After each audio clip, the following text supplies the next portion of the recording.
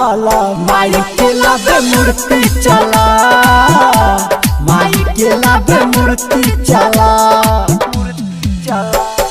मलिया मलिया से फूलबा मंगाला माई के लाबे मूर्ति चला माई के लाबे मूर्ति चला। Tarak digital recording studio Vaishali. Music by DJ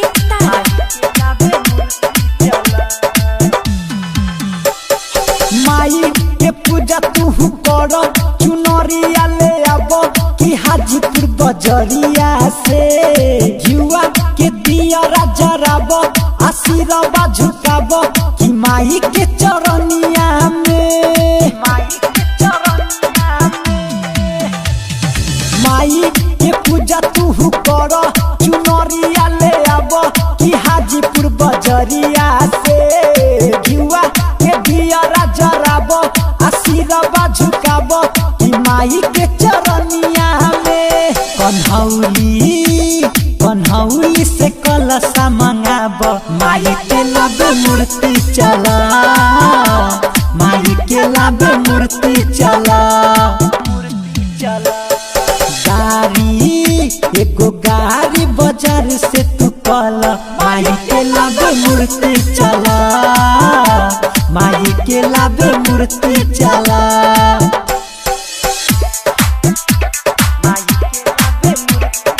music by DJ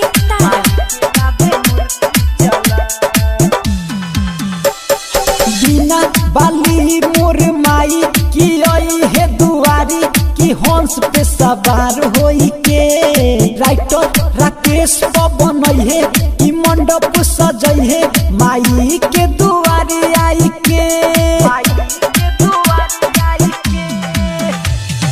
बिना बाली मोर माई की आई है दुआरी की हंस पे सवार होई के